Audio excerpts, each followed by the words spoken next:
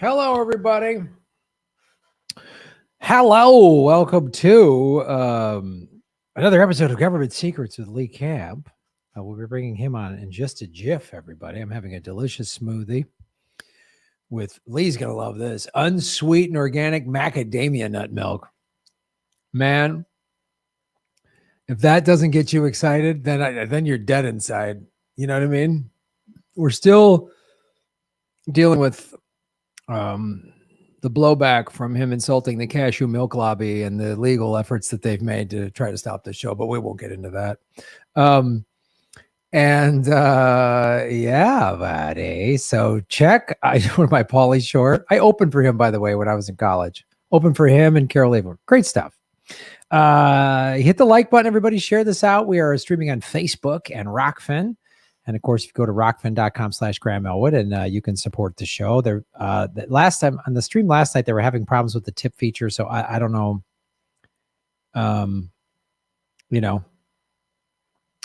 Sydney Samsara, good to see you. One day Graham will push that invisible wall down.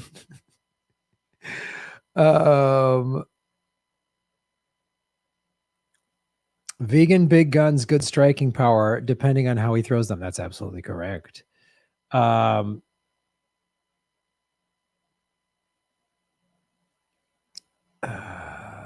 Keeping these nuts in horrid factory conditions. Sweet. Share this out on your social media, everybody. Hit the like button and spread the word. And thank you to Kate, our moderator, Samee, our producer. So let's bring him on the show. Host of Redacted Tonight, Lee Camp, ladies and gentlemen. What? I didn't know I was on. I just threw you on, buddy. Just crazy style. Just mayhem in the streets. No laws anymore. Well, I believe unsweetened cashew milk was my description of John Tesh, review of a John Tesh album. I think unsweetened organic macadamia nut milk is more like a boy band. It's like a 98 Degrees. I feel like that'd be the review of a 98 Degrees album. That's a little more exciting than John Tesh. I'd go see 98 Degrees before I'd see Johnny T. I think honestly, when you said that, like, and I remember you said, I don't know who that offends more, John Tesh or the cashew milk people. I think a sternly written email was being drafted as you spoke from the cashew people saying, how dare you, Lee Camp? We have a well-respected, exciting brand of milks. Like, and the letter we got from Tesh was written in blood. So that was pretty serious. Yeah, Tesh went nuts on us. He threatened to get us, and he put us on a list, and we all have to have special Tesh security guards. It's been crazy ever since that. We're on Tesh alert. Speaking of people going nuts, I have a little show and tell here for you. This is my Countdown with Keith Olbermann mug. What? I was on Countdown one time in, like, I don't know, 2010 maybe, and it was before I was already going, after Obama from the left, but I think it was before I was kind of really criticizing capitalism and stuff, the stuff that'll really get you. Like, they would allow a complaint against Obama here and there, but you can't really go at the heart of the empire, and so I was a little more allowable, and he had not gone full fucking Nurse Ratched. He hadn't gone full maniac. So both of us have changed a little, since those days. But now he literally just does online videos where he's fucking frothing at the mouth about Russiagate. He's like literally one of those people where I go, like, in all seriousness, does he have a brain tumor or something? Like, is he okay? Like, what happened? Like, it was so funny you mentioned that.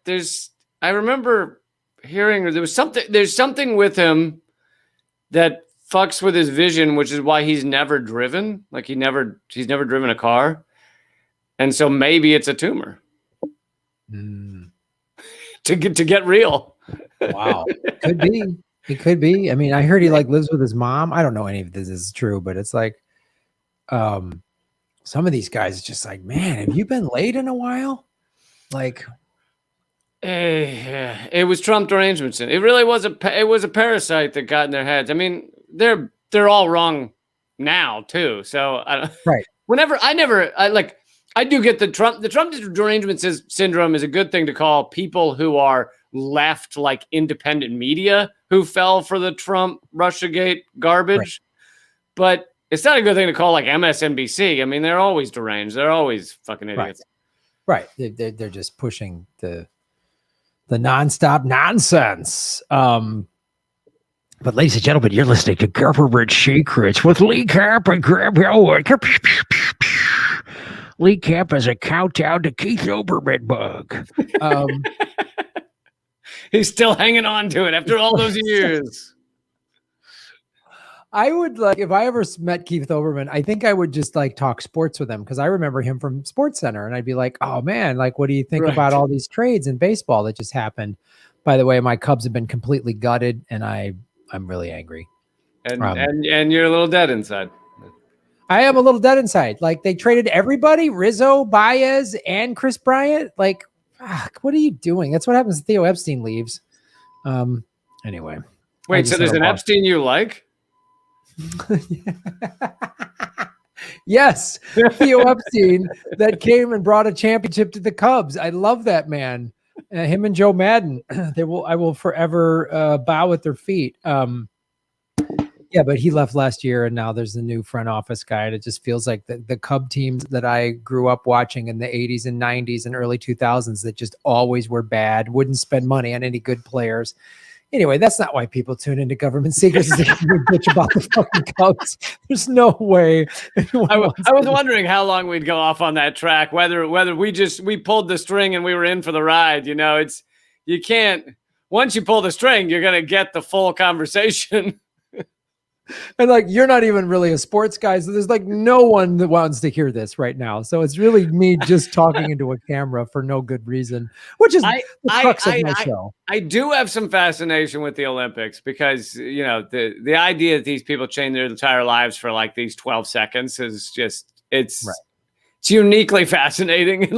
And the idea that we all care, and I seem to care too. I'll watch these things and find myself being like, "Come on, you can do it, you can do it." But the idea that we all care just for this week, and then these athletes all go back and train endlessly and swim in the world championships or whatever, or play the handball games around the world, and no one cares.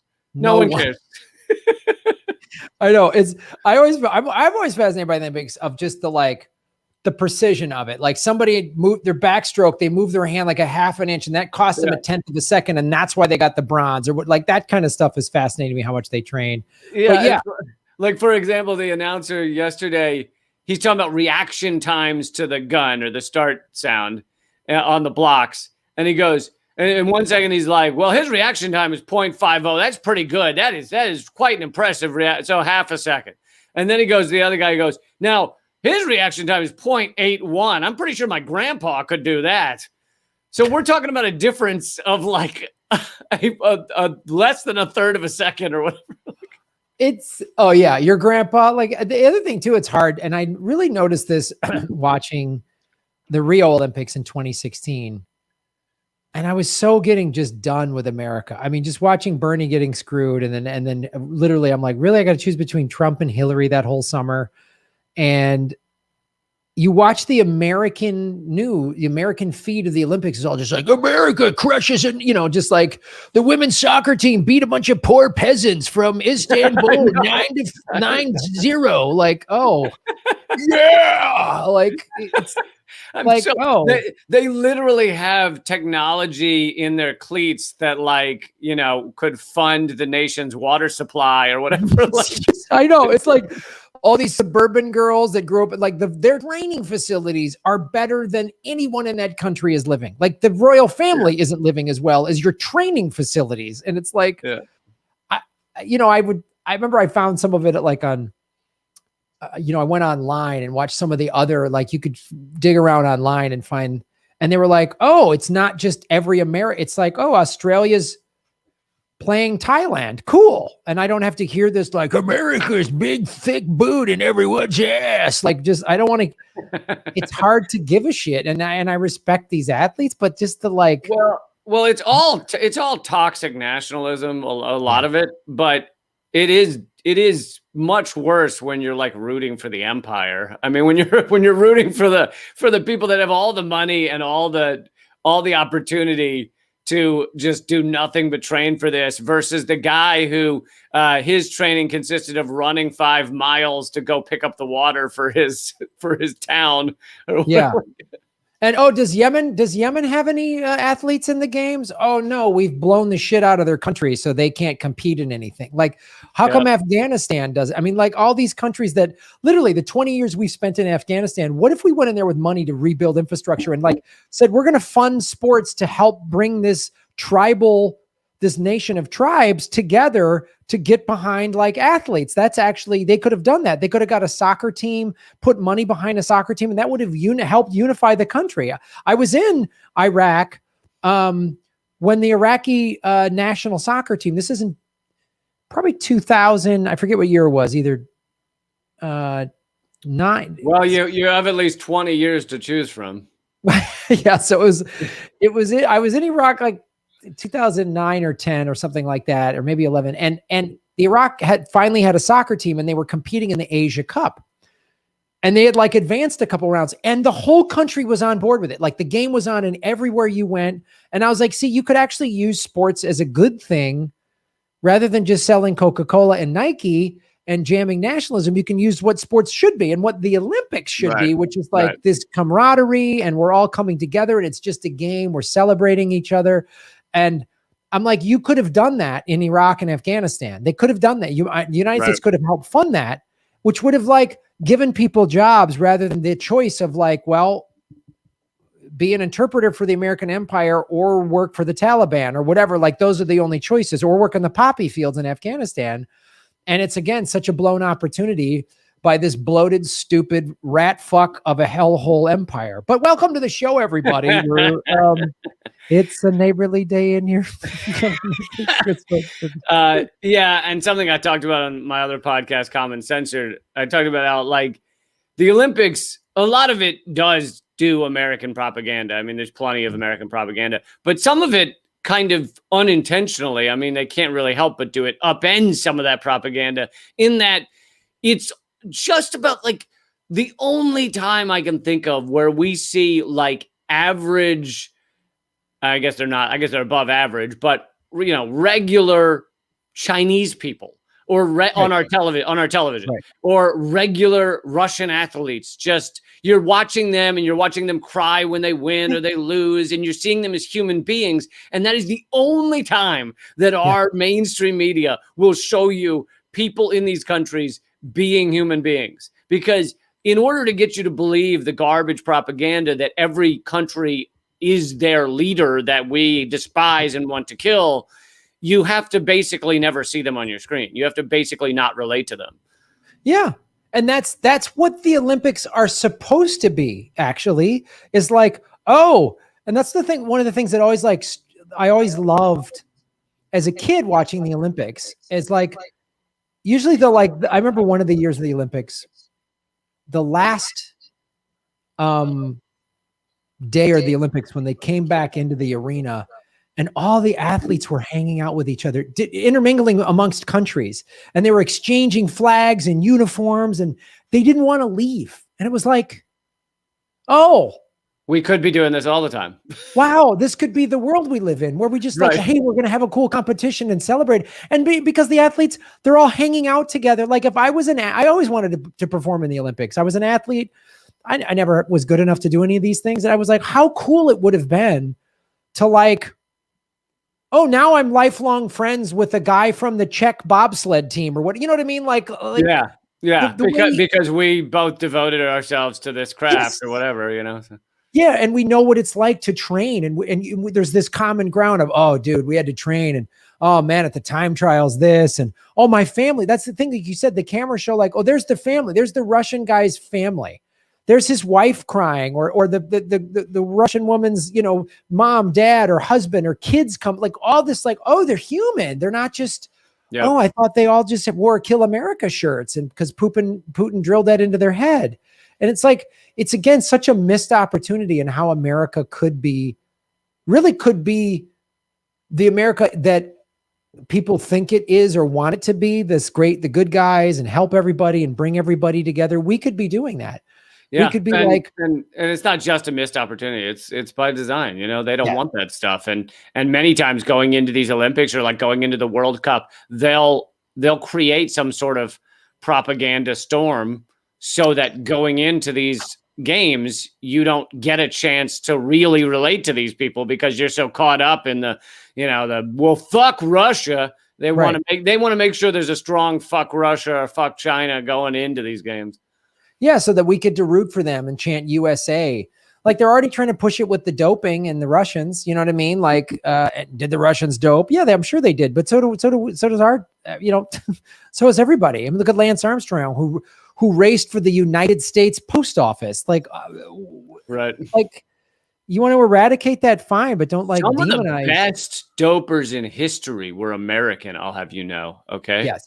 The best. Like the best. Like the fucking best. Whatever. 7 Tour de France's. Okay. This was no low level doping. These are the good ones. These guys are experts.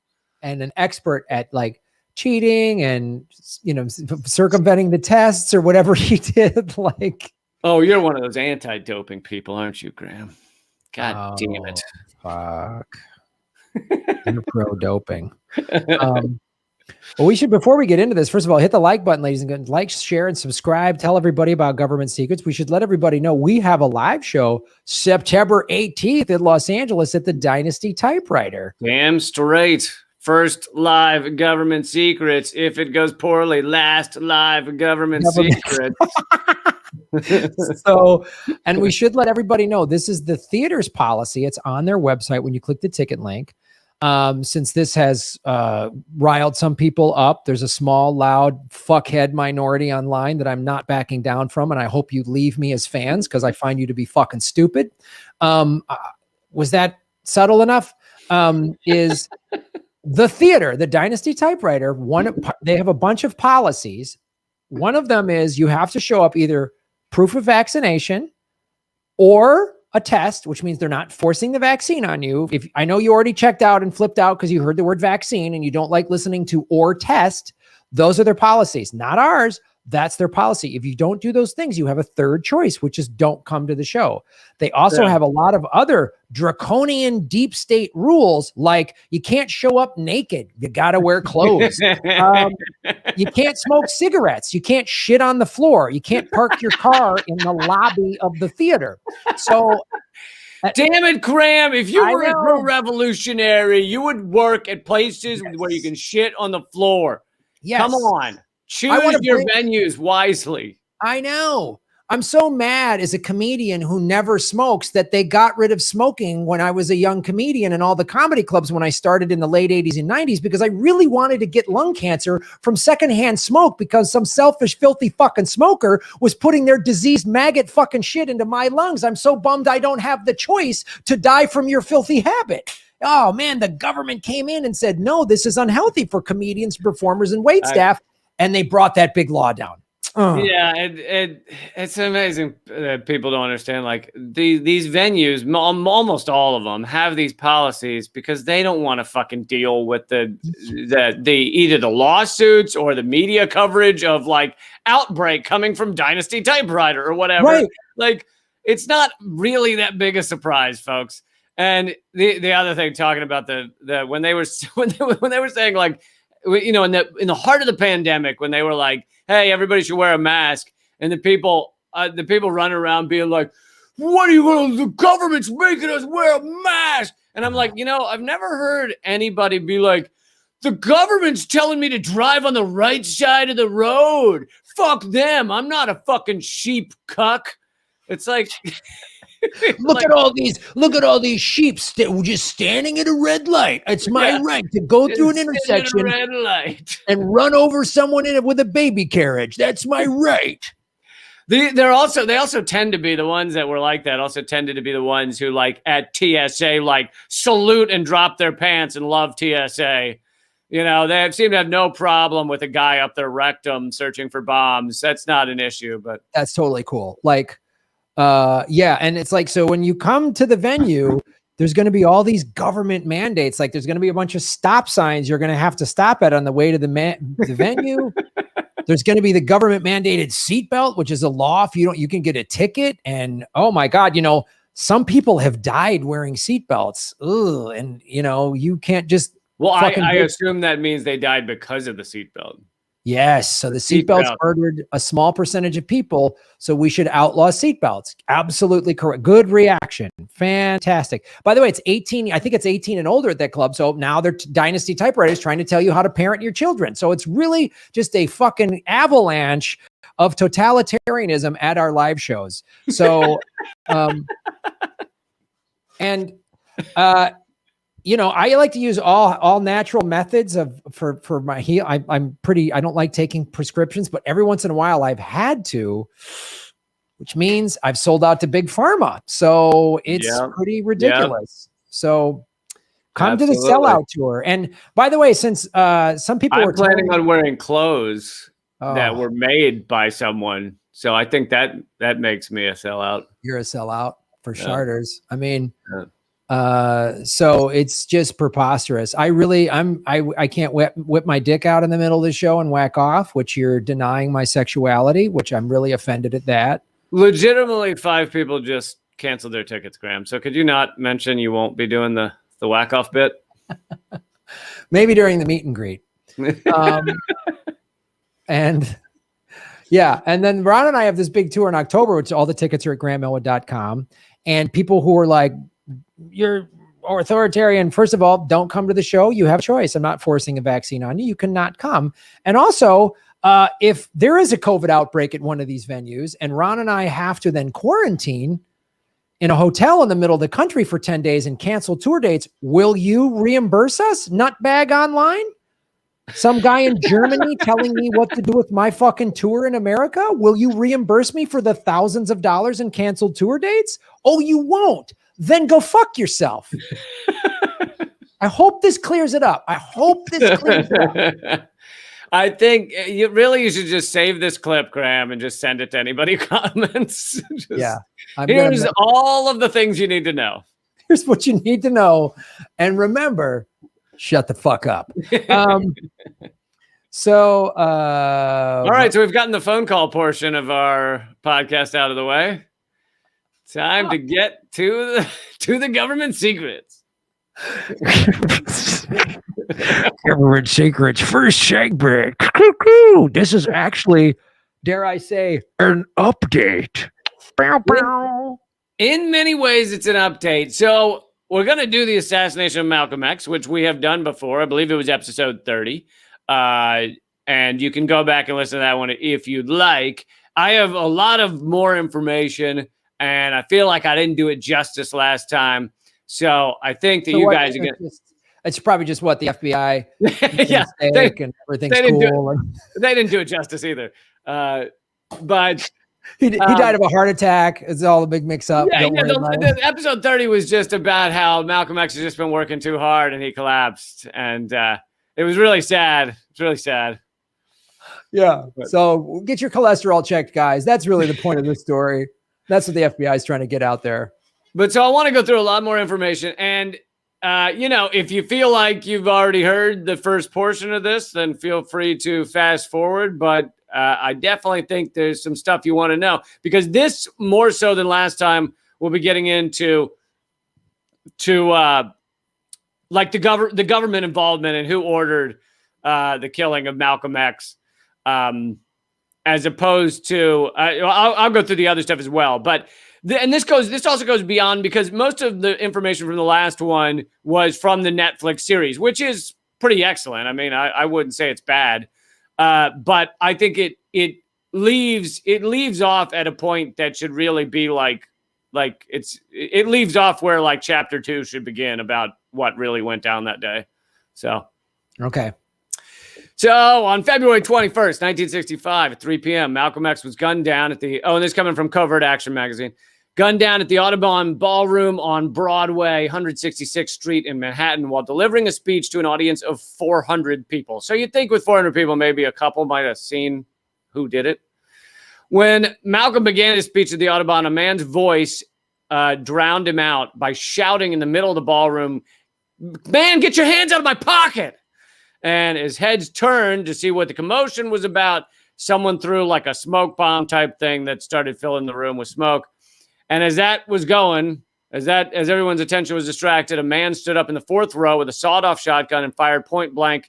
Well, that's not point blank. That's weird. Point blank would be up against him, and fired into Malcolm's chest. Two men in the front row further jumped up with pistols in their hands and took aim at Malcolm and shot at him like a firing squad. Talmadge Hare, Hayer, 22, of Paterson, New Jersey, was shot in the leg, allegedly by Malcolm's secretary. He was subsequently trapped by a mob and almost torn apart before he was arrested by police officers who happened to be cruising the neighborhood. Hare served 44 years in prison before his release in 2010, at which time he claimed to have deep regrets about the involvement in Malcolm's murder. So Hare is the one who was definite. The other two, and this part I did cover in the last one, the other two that were convicted were definitely completely innocent. They weren't even there that day. The two other men convicted for Malcolm's murder, Thomas Johnson and Norman Butler, 30 and 26, each spent 20 years in prison. At the trial, even Hare told the court that Johnson and Butler had nothing to do with Malcolm's killing and that he didn't even know them. So the cops just picked up two other Nation of Islam guys that they could pin it on. And this already leads you to believe that the cops were somehow involved, because why would they feel the need to pick up extra patsies if they weren't involved? Well, you always want to back up Patsy. I mean, this is the thing we've talked about. You know what I mean? It's like you'd only get one fire extinguisher. You have a couple in your house. You just always have a backup Patsy. I keep one in the trunk of my car with my disaster supplies. So, like, I always have a backup Patsy just in case. Hey, can you picture the NYPD cops? Like, we weren't even involved in this. Isn't this crazy? Malcolm X got killed. We had nothing to do with it. You know what? Let's have something to do. Let's go ahead and pick up some guys. We'll frame them for the killing. Just cause. I know we weren't involved. I know, but just cause. It's what we do, right? It gives us practice for future framings. Yeah, it's like I mean, when we covered the JFK thing, there was 10 guys running around saying, "I'm Lee Harvey Oswald. I'm crazy. I don't like JFK. I love Russia," or whatever. So, I mean, it stands to reason that's the same thing. You got a couple of patsies running around. You always have a backup patsy. It's like, even in this digital age, where you're paying with credit cards and Apple Pay or whatever, you should always have a couple bucks in your pocket, your cash. You know what I mean? Just man to man. I have a couple of dollars. I had a backup patsy in high school, but that was just the sister of a girl I was dating. So, who's that girl? Oh, that's my backup patsy. Yeah, you can't. You know what? You can't. It turns out I learned this the hard way. You can't call her that in front of Patsy.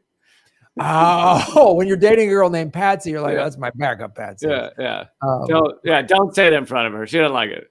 Okay, cool. I didn't realize that. I think that's universal among Patsies. So according to So Hare goes on to give the names of the four men who he said actually were his accomplices, as part of an affidavit. And the famed attorney Kunstler received those names. The four men Hare identified were part of the Nation of Islam's Newark, New Jersey, Temple 25. This is a lot of what the Netflix series gets into. According to Hare, a man he knew as Wilbur or Kinley, later identified as Wilbur McKinley, shouted and threw the smoke bomb. A man named Willie, later identified as William Bradley, a.k.a. Al Mustafa Shabazz, 28 at the time, a stick-up man, had a shotgun and was the first to fire on Malcolm X after the diversion. Hare asserted that Bradley and a man named Lee or Leon, later identified as Leon Davis, both armed with pistols, fired on Malcolm X immediately after the shotgun blast. Hare also said that a man named Ben, later identified as Benjamin Thomas, was involved in the conspiracy. The Netflix series focused heavily on Shabazz, who he died in when they were making the documentary. He died in 2017. But he had become a beloved member of Newark, New Jersey, so much so that Cory Booker featured him in an ad for president, or a campaign. I don't know if it was for president, but a campaign ad in New Jersey shows Shabazz as this community leader. He owned a gym. And so this guy became beloved, even though he was without a doubt one of the main people that killed Malcolm X. And the police never picked this guy up, ever. So, yeah, the police never did shit to investigate this killing. And we're going to get into some of that in a second. Days before his assassination, Malcolm's home in Queens had been firebombed, yet there was no police detail supplied to the Autobahn when he was murdered. An exception was Patrolman Gilbert Henry, who was told to conceal himself some distance from the main auditorium where Malcolm spoke. So they had basically no one there, and because they didn't want anyone possibly in a position to stop what was going to happen. Henry testified that he had been told to stay where he could not be seen and communicate by walkie-talkie with police detail concealed across the street. On the day of the shooting, journalist Jimmy Breslin was a famed New York City journalist, and weirdly, he in his later years was married to my great aunt, so I knew him a little. But wait, what? Yeah, I knew Jimmy Breslin. What are you, Forrest Gump? You got all this shit tied into history, man. How are you you're like, what? What are you talking about? I think my other house married the star of Bonanza, Pernell Roberts. It's all very bizarre. So I guess we need to do a government secrets on the CIA using Bonanza as some sort of group thing, like 1 for the 2 for the 3 for the 4 Bonanza. So, but I will tell you this: if Jimmy Breslin said this, he can be trusted. He didn't fuck around with making shit up like this. On the day of the shooting, journalist Jimmy Breslin received a tip from the NYPD that he should go to the Audubon Ballroom where Malcolm X was speaking, indicating someone in the NYPD knew what would transpire. So they knew to give him this tip to go. I don't know whether he went or not. It doesn't say, but they knew to give him this tip to go there. They wanted this to be documented, but they didn't want to have any cops around. When the police arrived at the scene after Malcolm had been shot, according to eyewitnesses, they displayed no sense of urgency. It was as if they wanted it to happen, Malcolm's death. Afterwards, the NYPD did not secure the scene of the crime as they normally would. I think I mentioned this on the last one. A dance at the Audubon went on as scheduled at 7 p.m. a few hours later. Literally, there's still chairs. There's still blood on the floor. There are bullet holes in the wall. And they had a big dance. Wow. Well, that's the best way to gather evidence, Lee, is just have a bunch of people dance around and contaminate a crime scene. I mean, that's really, if you've ever watched any one of those detective shows, they're always like, before we get the CSI guys in here, let's have a dance. Let's get the sock hop going.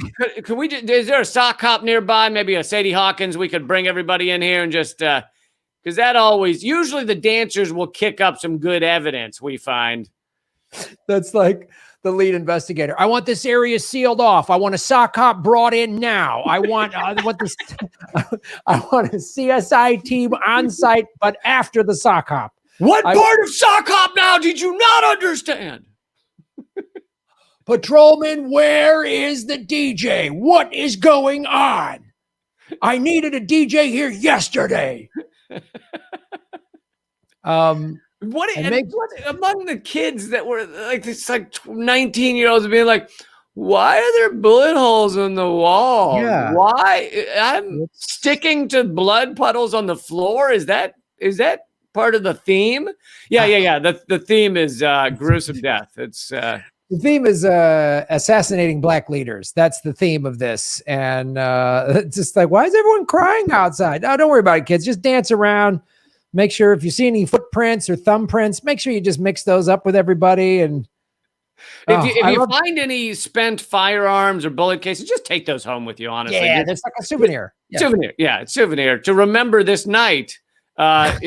Enchantment Under the Sea and Assassination Night. It's like the cops just like, well, you guys need security for this event because Malcolm's a high profile figure. We're going to hang about across the street. We're just going to not be there. It's like the guys that walked. We talked about this Lee Harvey Oswald out one time and he wasn't hit. And then, well, we'll walk him out again. Those cops are like kind of holding. Where Ruby failed to shoot him. So they just kept parading him back and forth in front of Ruby. Just like when Ruby shows up, the guy's like, well, there you go. Like, hey. Here he is. Yeah, I think if you watch the footage on slow-mo, you can see them lean away before it even happens. Yeah, they just like, ooh, here comes Ruby right on cue. Like, why is that cop's head out of the screen? Yeah, so it's insane, but you want to get a little more insane? No. And not only did they allow a dance to go on, but someone like investigating for a documentary or something went into the Audubon Ballroom and was looking around in the 1990s. They went down into the basement and they found the podium there with bullet holes in it. In the 90s.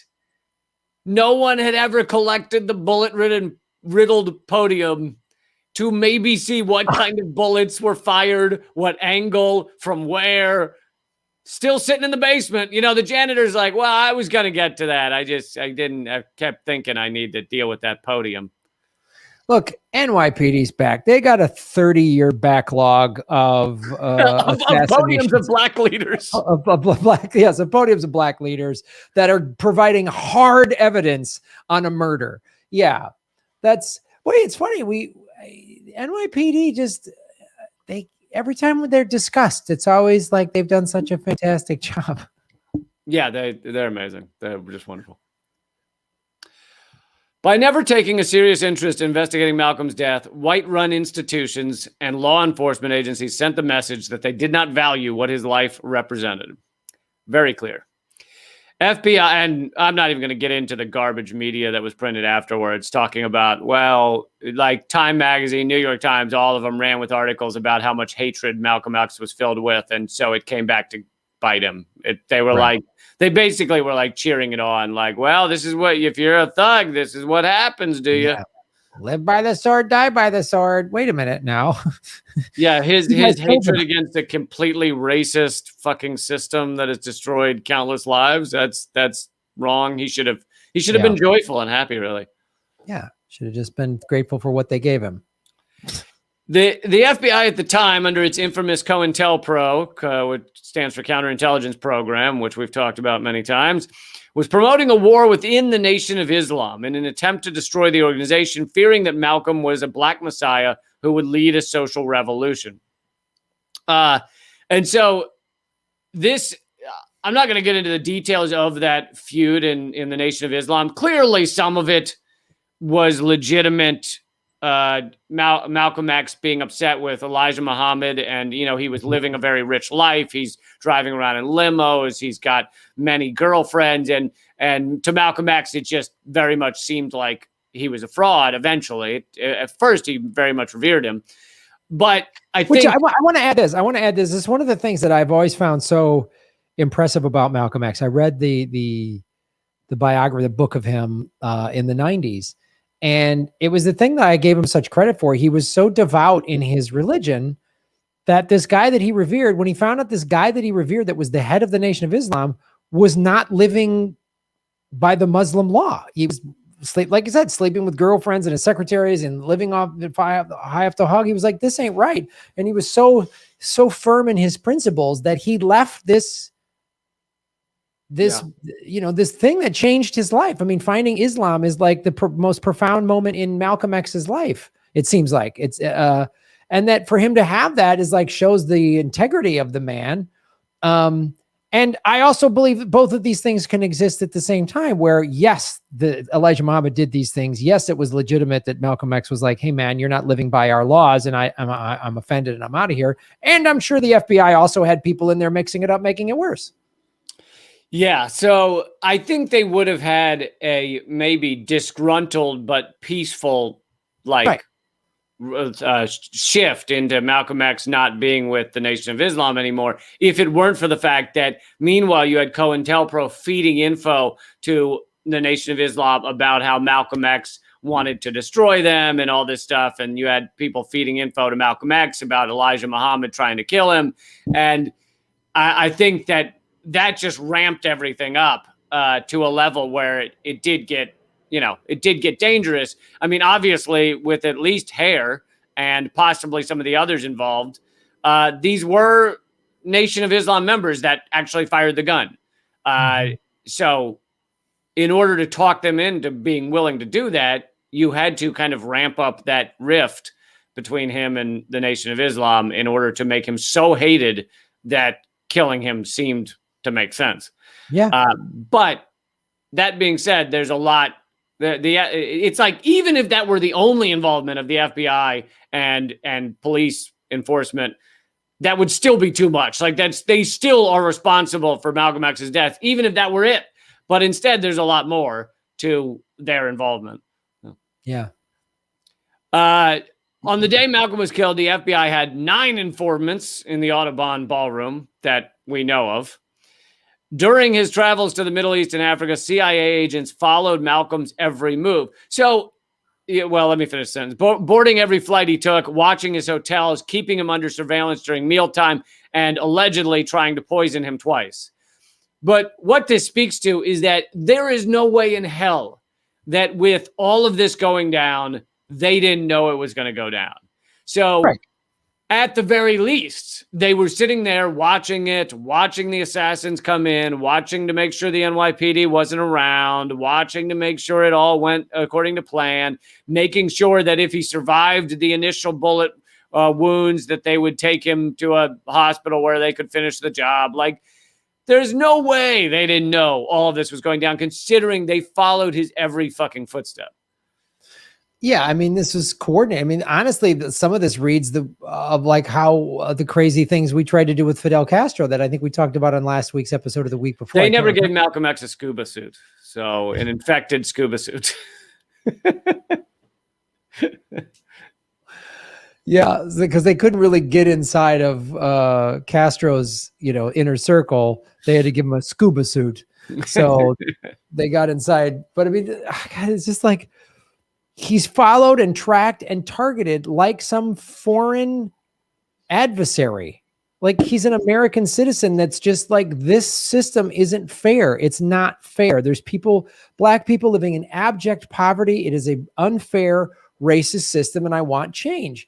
And they target him. Like, just change. Just help people. Like, how we don't have to go through all of this fucking fighty dumb bullshit if you're just like not such a greedy asshole. It's so simple. I think you summed it up well. Yeah.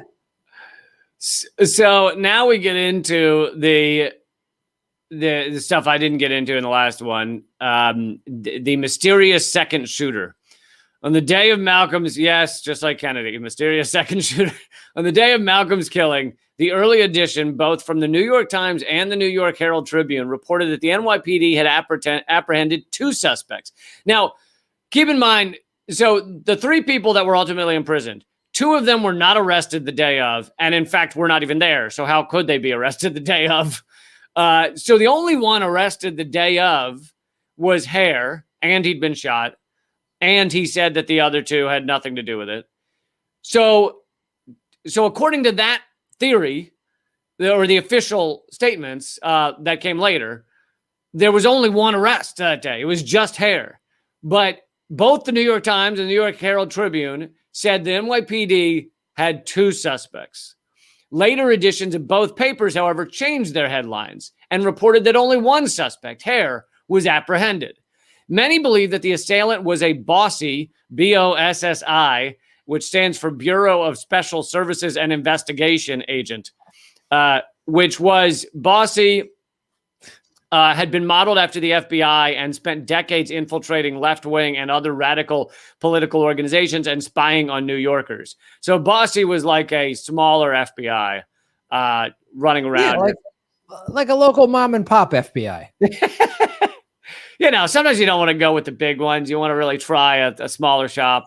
Yeah, I mean, do you want to go to the big chain or you want to go to a little neighborhood restaurant? You know what I mean? It's a little local neighborhood round the corner, FBI. I always say assassinate local because it's better for everybody. The money stays in the area, just assassinate local.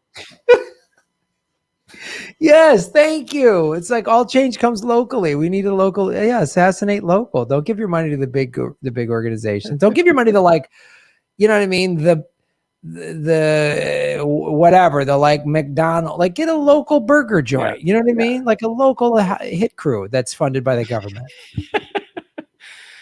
So many believe that the assailant, so the other suspect, was a bossy agent whom the crowd recognized as one of the killers because they had beaten and shot him. So there are many who say that 2 people were shot that day. Well, other than Malcolm X. One was Hare, and another was this second killer that somehow disappeared. Eric Norden, a reporter, reported that an olive-skinned man had been rushed into a patrol car by the cops and told to get down between the seats. Thin-lipped and wearing a turtleneck sweater, he bore an uncanny resemblance to a man who had tailed Malcolm on his trip to London through his return flight to New York 1 week before the assassination. So this seemed to be someone who had been tailing him. Tony Buzza, who plays a role in the Netflix series, is a former bossy detective. So he's like NYPD bossy and NYPD lieutenant from 57 to 65. And he's amazing in the Netflix series because he talks about some of the things that happened, but he still is thinks Malcolm X should have died. He's like, oh, he's a fucking thug. Should have. Yeah. Hey, listen. And I was going to say, but this is a doc series on Netflix? Yeah, it's called Who Killed Malcolm X or something. Oh, okay. So Tony Buzza explains that the NYPD and not the FBI was the primary agency conducting surveillance of Malcolm, who was considered a dangerous man and a grave threat to public order. So then we get into a man named Ray Wood, who was said to have been seen also running out of the Autobahn. He was one of 2 picked up by police. He was the second person. Many believe he was the second person running out. Wood was a black NYPD officer from Chester, South Carolina, with an Air Force background. He was assigned to infiltrate a group calling itself the Black Liberation Movement. He was or BLM. He was subsequently credited with foiling a bomb plot.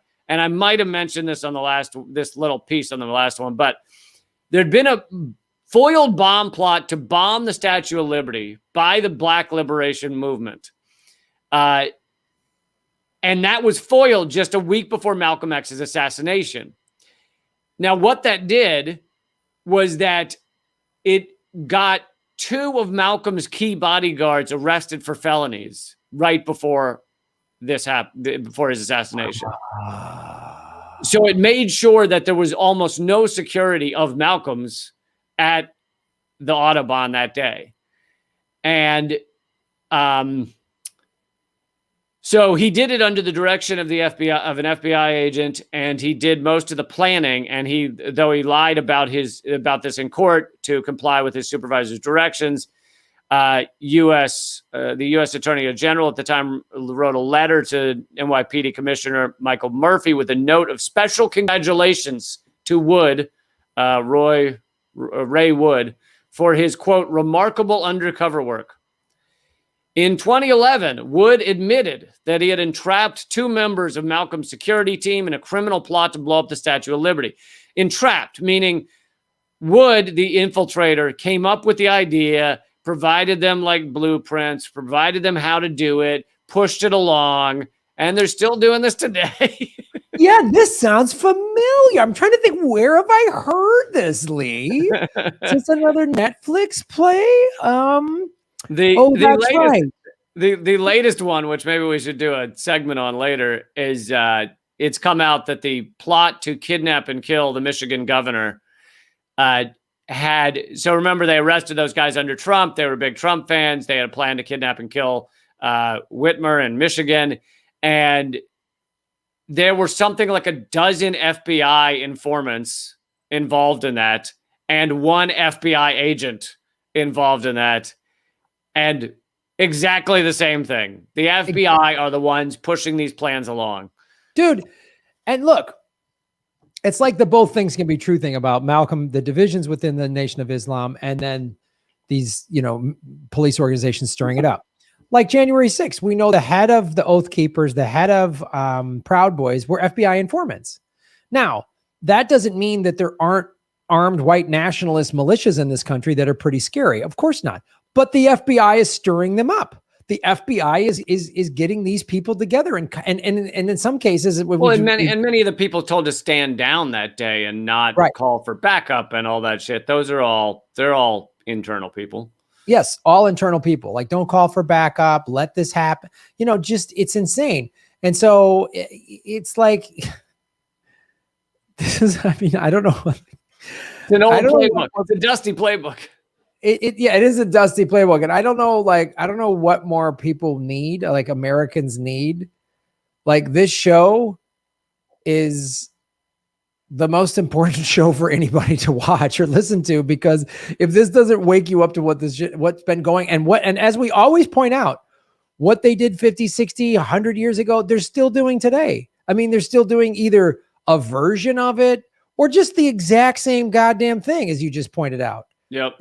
It's really, this show's more important than the Mickey Mouse bullshit I do, the vigilante. I mean, that fucking I wouldn't call it Mickey Mouse. Come on, buddy. Let's up that self-confidence. Oh God, that little fucking monkey dancing for peanuts or whatever show that I do.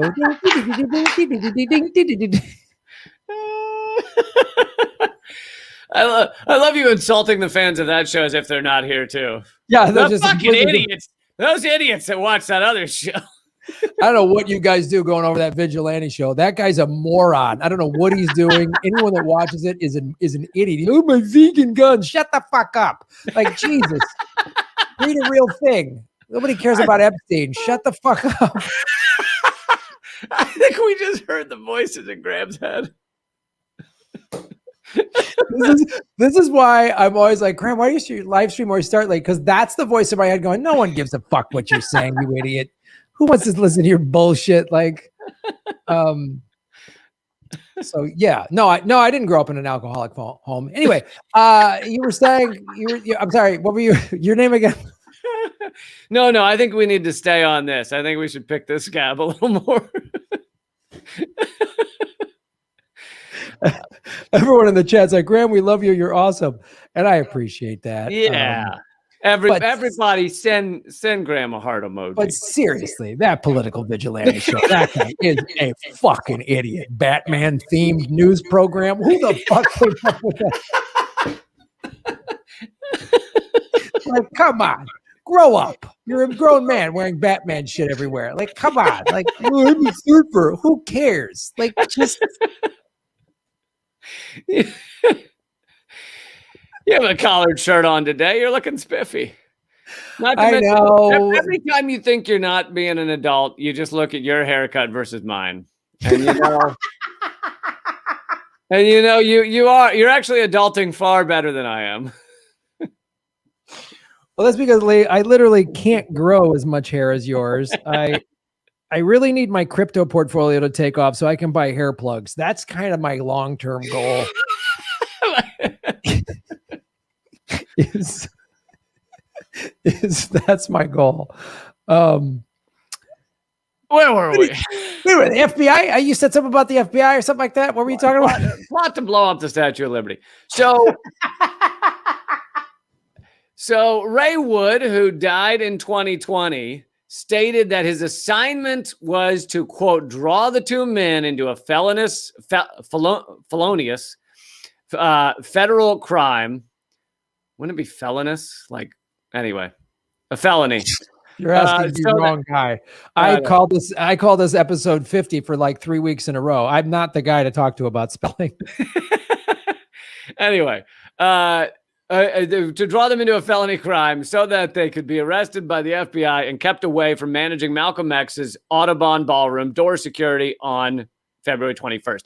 So, oh no, he said that on February 21st. Anyway, so yet again, This is an NYPD officer who has admitted his job was to draw away security. If the NYPD wasn't involved in all of this, why the fuck would they care whether Malcolm's security was there or not?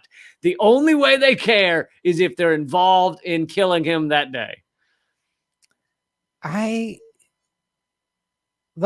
If I was president, I would go, you know what, we're going to keep the CIA and the FBI. But you're going to actually start doing this for evil people, not people that are trying to be like, you're going to infiltrate Bezos. You know what I mean? We're going to give him the poison scuba suit.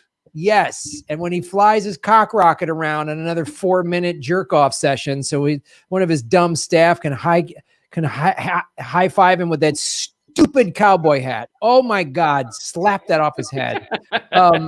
That really, that put you over the edge, was the cowboy. That was it. This is where I think we should bring back bullying.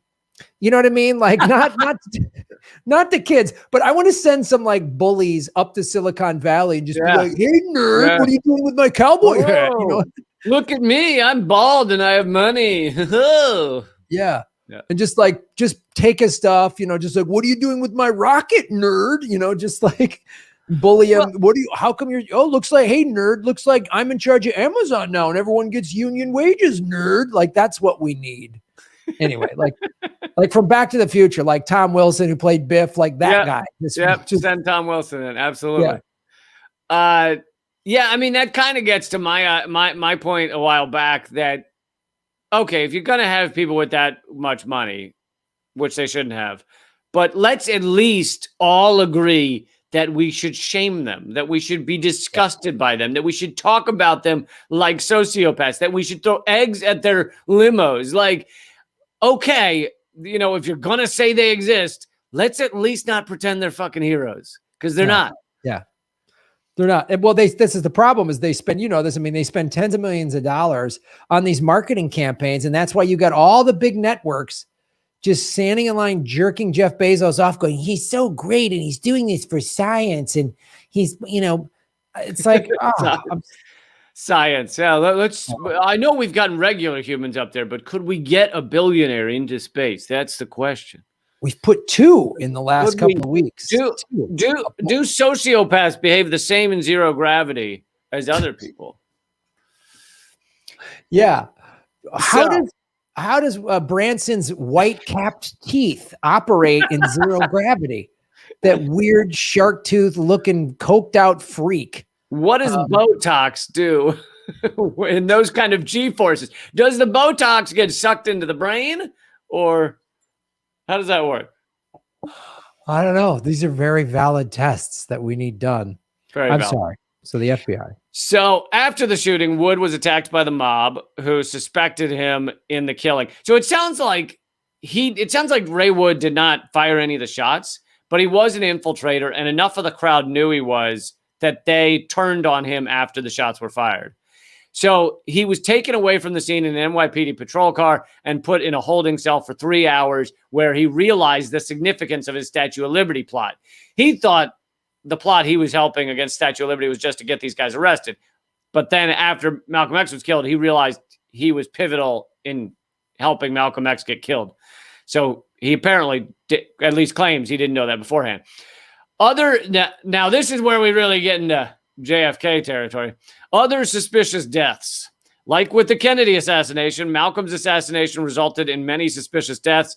One was of Louis Lomax, an African-American journalist who befriended Malcolm X in the late 1950s and claimed to have solved the riddle of the assassination.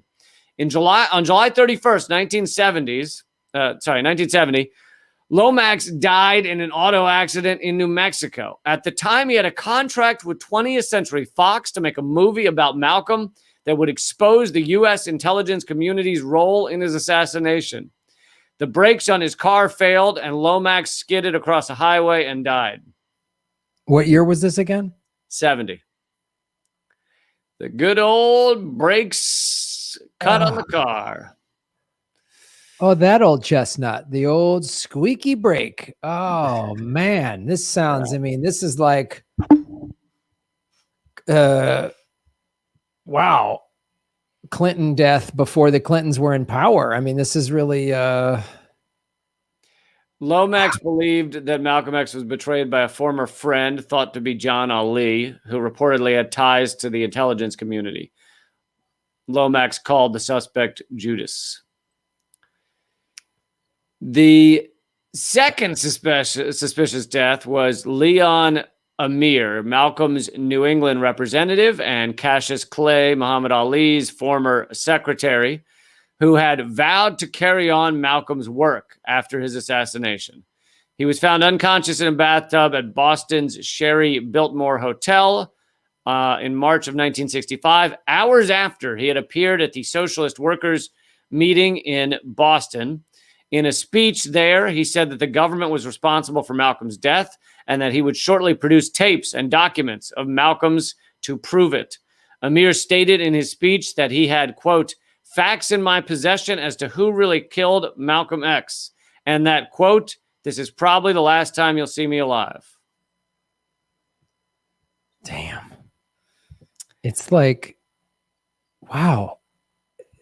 That's part. I mean, it's to a smaller scale than the JFK thing, but again, it's the same thing of like all these mysterious deaths, and I mean, it's just so shrouded, and it's not a conspiracy that has a connotation of fabrication or fantasy or, you know, fictionalized versions or something like that. It is just, again, it's the same playbook. It's the same playbook that they keep using over and over. And they really perfected it now. I mean, now they don't do a lot of, we've talked about this, they don't do a lot of like bullet, you know, shooting assassinations like back in the 60s. Now it's just character assassinations, and they don't even let anybody get close. No, and that's what made Epstein so crazy, is he was one of the first in a while that was just straight up like, oh yeah, he killed himself. Oh yeah, that was at first like so blatantly, but he was like middle management, so they were like, oh, he's going to talk too much. So, and you're right. It's the first one. The Epstein one is the first time where they did one of these in broad daylight and made everybody. They got desperate because he was in police custody, and they were like, we better get him now while we have a chance. Yeah, and then let's keep, you know, quietly sweeping up. There's been no trial. There's been all that stuff they pulled out of his penthouse, the hard drives, the photo. We've seen none of that. Little glimpses of his black book. We've seen none of that. Maybe we'll see it during Ghislaine Maxwell's trial in November. Doubtful, but right. Yeah, you're right. That's the most recent. I can't think of another one where they did the assassination. It's just like, you know, Bernie Sanders just quitting this past. He just quit. He just stopped. And it's like, my guess is they just threatened him. Like they threatened to kill his grandkids or something like that. And he just went, okay. Or whatever it is now that they do, or they just groom people that they know are going to be complicit. Like it really seems like AOC was groomed to get into this spot and rally people around her so that when she's actually in a position of power, because she hasn't used the power that she actually has. You have 12 million Twitter followers. You could literally change laws. You could force the vote. You could do a general strike. She hasn't used it, and she's basically switched on almost all foreign policy. You know, nothing on Venezuela, like nothing on so many countries as the U.S. just obliterates them.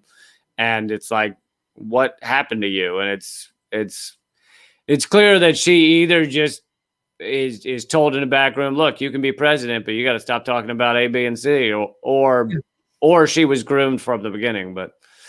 Yeah. Either way, they said that's what they do now, because that's why nobody gets close. That's why Kucinich never got close.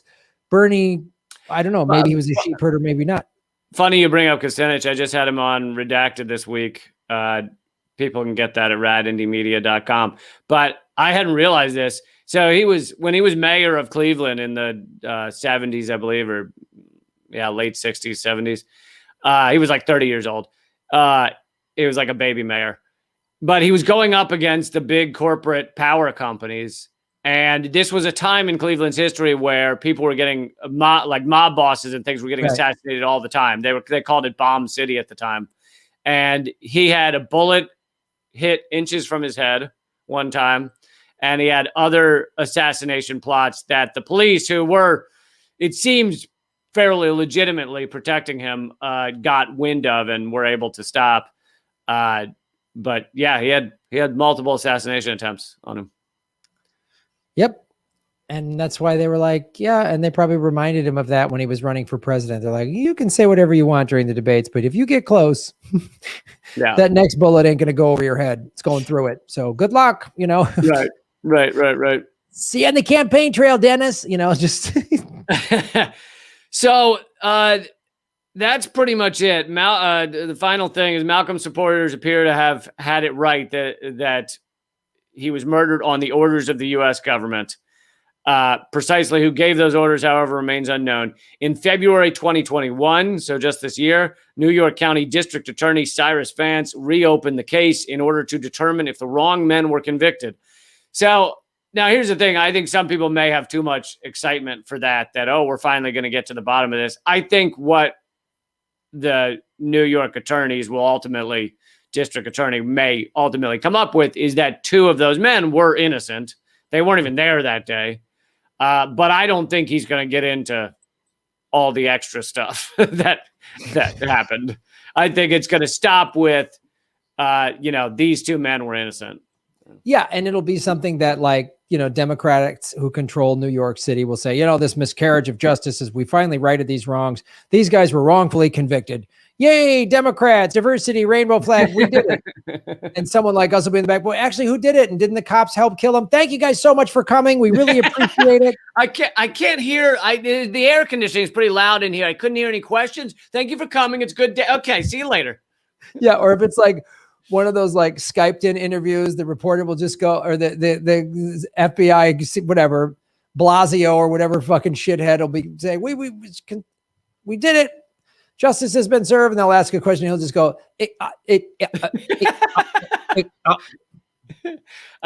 something's wrong with my mic. Like or he'll just like freeze up. Like, so anyway, well, we'd like to. He has to hold the pose while he's dying to blink, and he's just trying to hold the pose. Just long enough for them to go, oh, I think we're having technical difficulties. All right, guys, well, we'll get back to that interview. He's been rehearsing the freeze for every press conference. and then like do like, so that's why we, and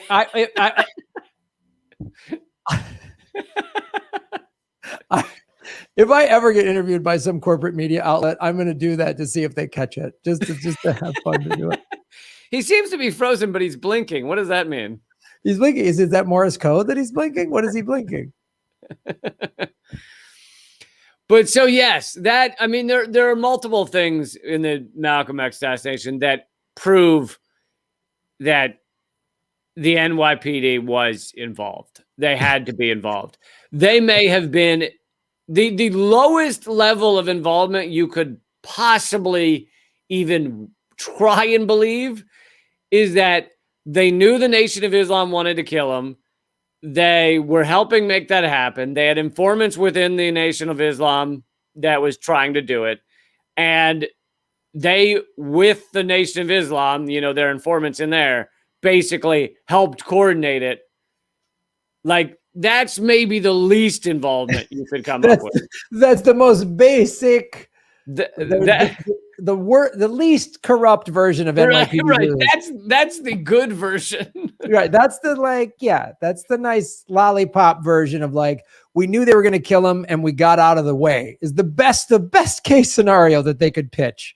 Probably though they were like, no, we're going to help you do it. And we got out of the way and didn't investigate anything and left the podium in the basement for 40 years and arrested 2 patsies and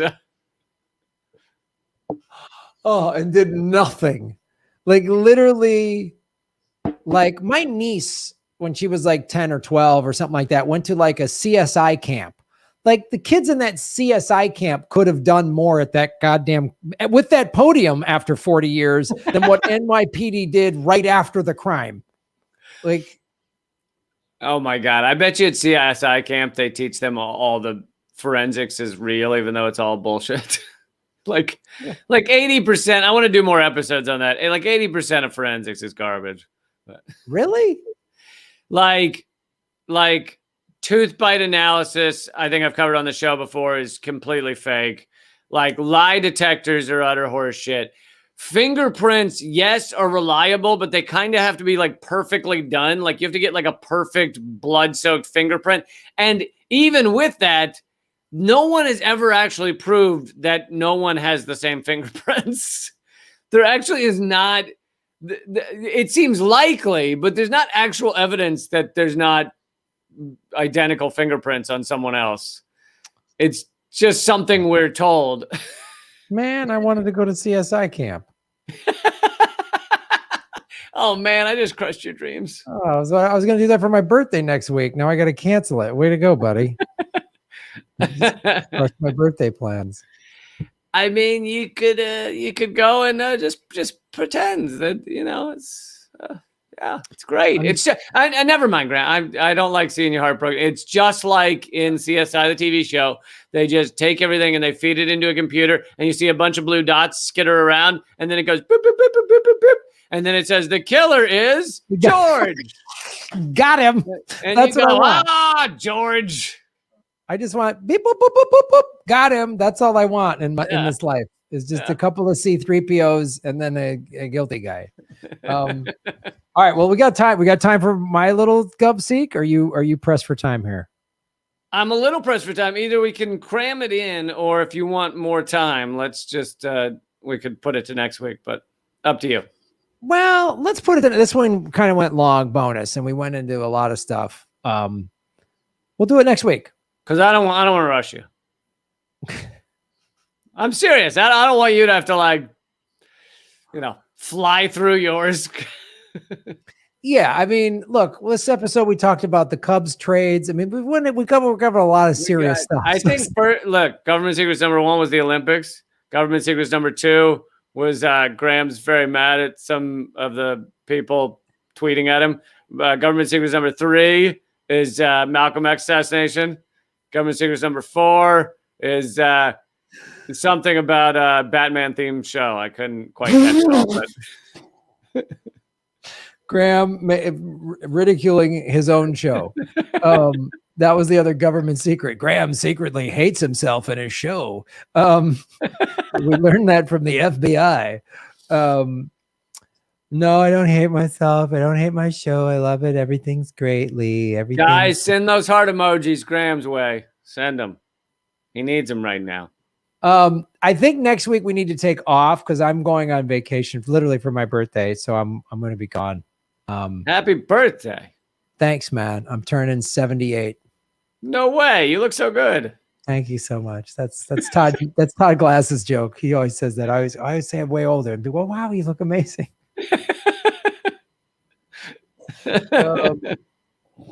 Yeah.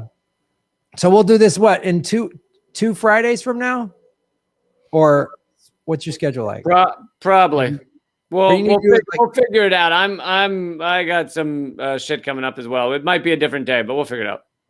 Yeah, we could do Monday the 9th or whatever. All right, we'll figure it out. But all right, yeah, that's government secrets wrap up.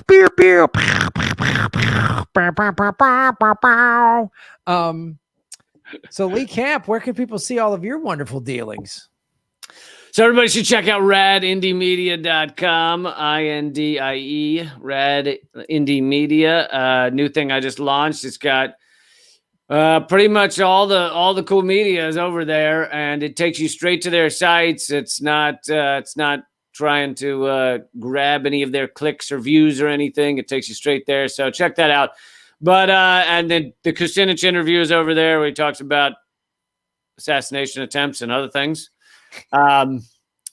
He's running for mayor again, by the way. If he wins, he will have been the youngest and oldest mayor of Cleveland. And then, New Redacted Tonight comes out tonight. That'll be at leecamp.com or later it'll be on Rad Indie Media, and my Twitter's at Lee Camp. Yeah. And check out if you're new to Government Secrets, check out the previous episodes. They're pretty much all evergreen. It's like a history course on what you're not taught in history. So go check it out. We'll talk about some current event stuff that just happened, but we always relate it back to the history of this country's evil secrets. So this is a history podcast, and it's really it's like every week I learn something new, and I'm sure you do too. Of like, wow, I didn't know that too, and which is good for me to learn. Because if you don't learn, you end up appearing multiple times on Countdown with Keith Olbermann. So you got to learn. You got to learn, because you don't want more than one of those mugs. You do not want to steal. Don't want to steal more than one of those mugs. You don't want people to come over and see like 4 or 5 MSNBC mugs or whatever. That would be bad news. No, that proves, next to the Rachel Maddow mugs and the Bill Maher mugs, then you're in trouble. That's bad. Anderson Cooper autograph Wolf Blitzer plate. You don't want those things. People can see that stuff. No, you don't.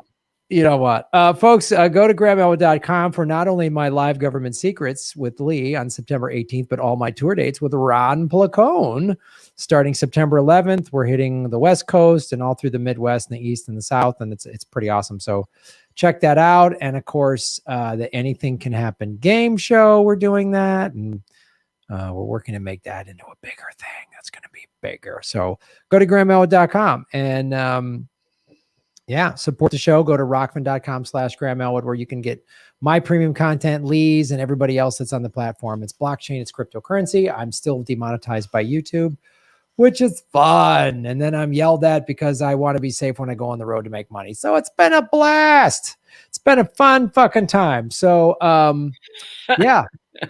that's it. That's our show, ladies and gentlemen. Thanks a lot, man. Good hang. All right, buddy. We'll see you soon. See you soon. Later. Lee Camp, citizens of Gotham. Check that out. All right. That was pretty cool. Another fun episode. We've got 298 likes. Let's get the likes up there. You guys got to make sure to hit the like button. There's like 400 or 500 people watching, so we got to get the likes up to that number.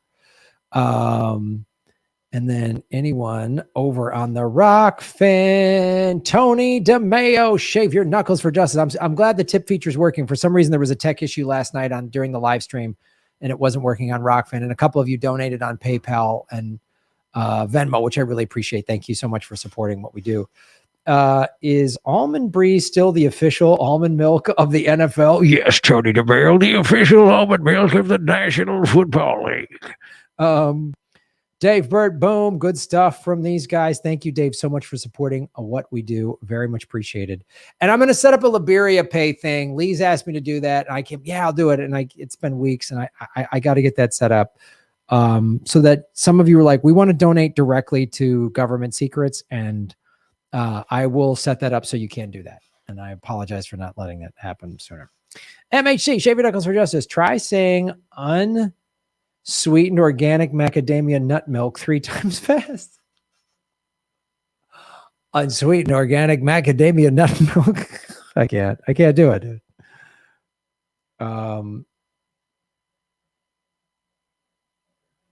Boom. When did lights go on at Wrigley? 1989. It's the first year lights.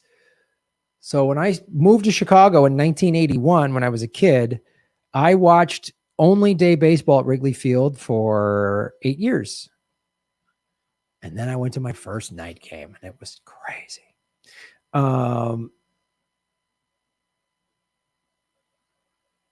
And we did talk about the Olympics. We covered a lot of stuff. Tony DeMayo, boom, boom, boom, boom. Shaving your knuckles for justice. Graham, you need to learn the dirty truth about the Olympics. Ooh, they don't actually compensate the athletes, and they always cause more homelessness in whatever city they hold the games. It's a big capitalist scam. Oh, wow. I thought that was just true about the World Cup, but not surprising. Good to know. Thanks for spreading that, for sharing that, for spreading that. Spread seems not like the appropriate word. Assassinate locally, think globally. See, you get it. You get it, you guys.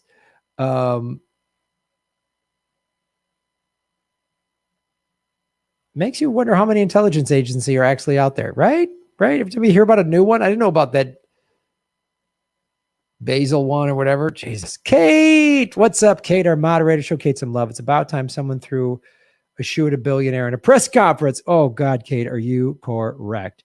Robert A. Shave your knuckles for justice. For Graham's CSI Camp Fund. Thank you, Robert. I don't care what Lee says. It's real.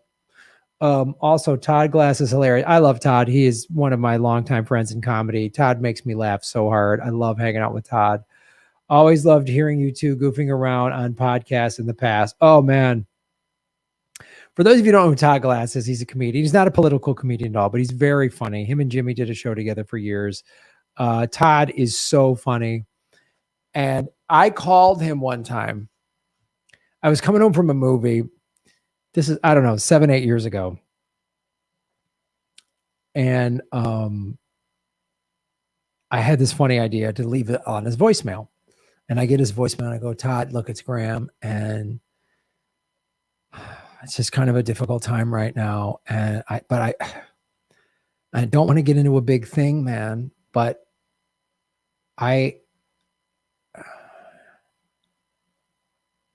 and if you did it, it's okay. Like we don't have, I don't want to, I value you as a friend and I don't want to get into a big fight, but I really just be honest with me, whatever it is.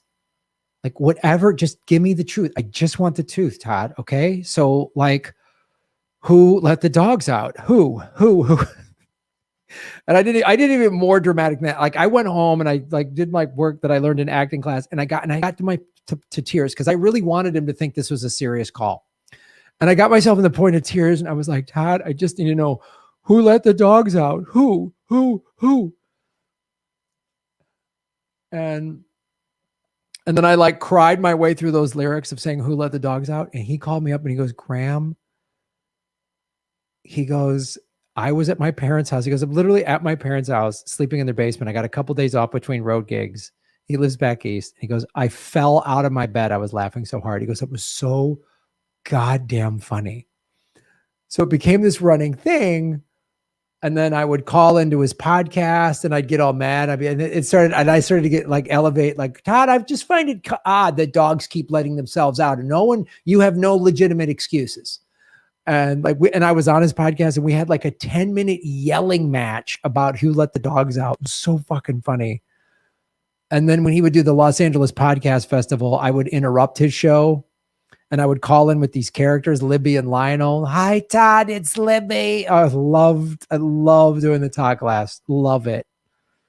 Oh, if I was walking down a street somewhere and he was doing his show on stage, I would walk in and walk on stage and start riffing with him. It wouldn't care. It wouldn't matter if I hadn't seen him in years, and I would just start doing that because he's so much fun. I could just laugh every time I see the guy. I love Todd Glass. I could talk about how great he is for a long time.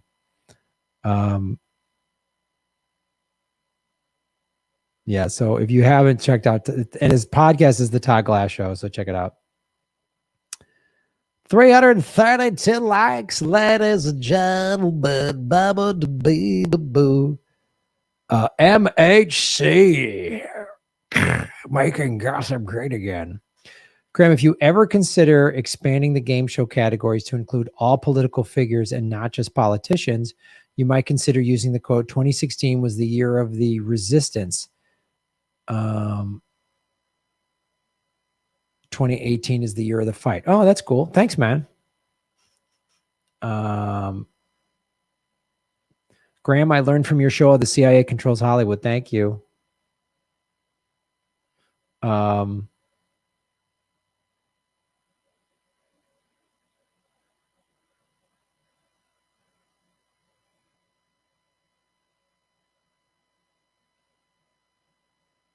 Press release, Craig Murray to be first person incarcerated in the UK over media contempt. Jesus, case in 50 years. Ugh. And there goes our freedom.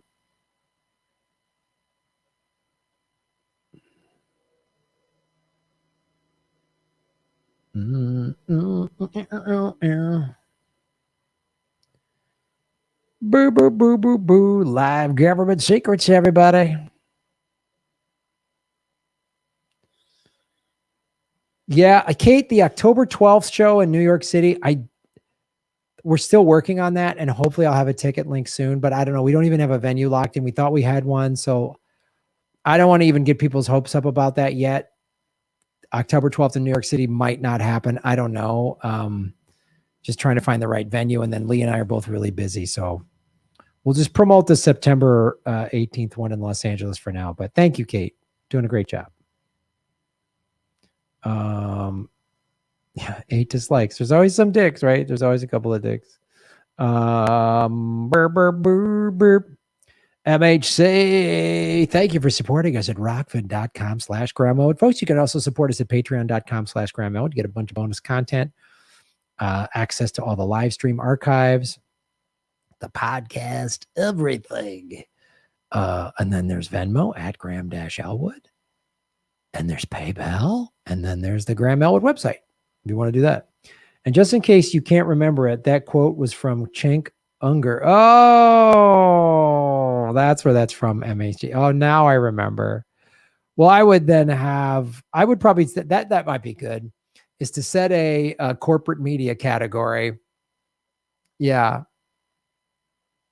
Yeah, that might be a good one. Corporate media category. Ew. Was this said on Fox News or MSNBC? Oh, that's a good one. That's a good one. That's a good category. That's a good category. Anna called Graham. She says sorry. I'm sure she did. I'm sure Anna called. She seems like she admits fault often. She's going to be like, oh, I'm so sorry. I was out of line. Saying fuck Aaron Matei, award-winning journalist. I was out of line. I'm sure she'll do that. She seems like she's got that type of honorable behavior. Kate! The Chinese are getting pissy at Japan Olympics when countries refer to Taiwan as an independent country. Aha, yeah, China's so pissy about that. Taiwan's an independent country. No, it's not. Yes, it is. Talk to the people in Taiwan. They will tell you it's an independent country.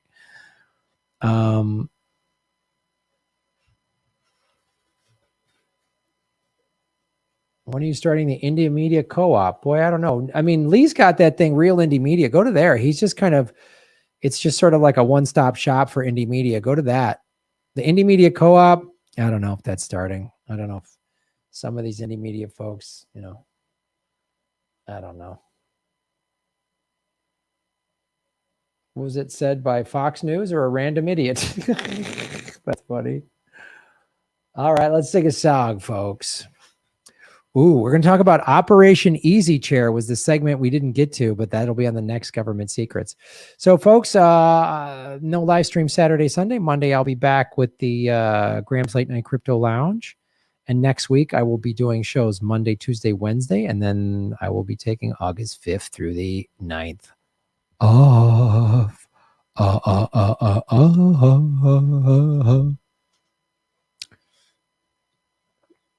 right. Wolfman Jack, I'm showing my age. Yeah, boo, boo, boo, boo, boo, boo, boo, boo, boo, boo. Michael Bublé?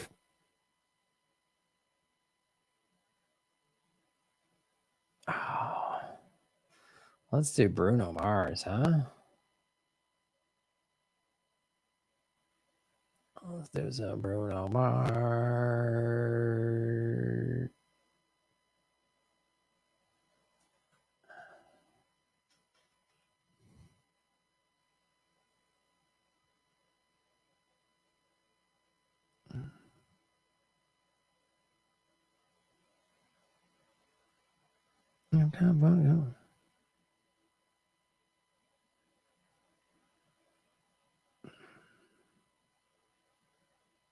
No guide melody, huh?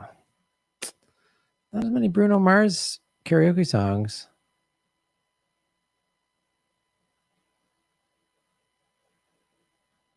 Let's see. It's time to help people customize and save with Liberty Mutual.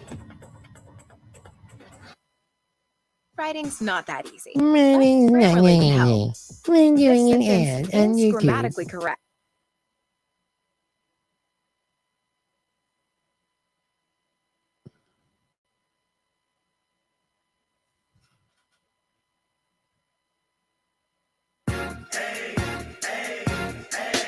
I got a condo in Manhattan. Baby girl, what's happening? You and your friends invited. Go get chopping. But pop it for a pimp. Pop it for me.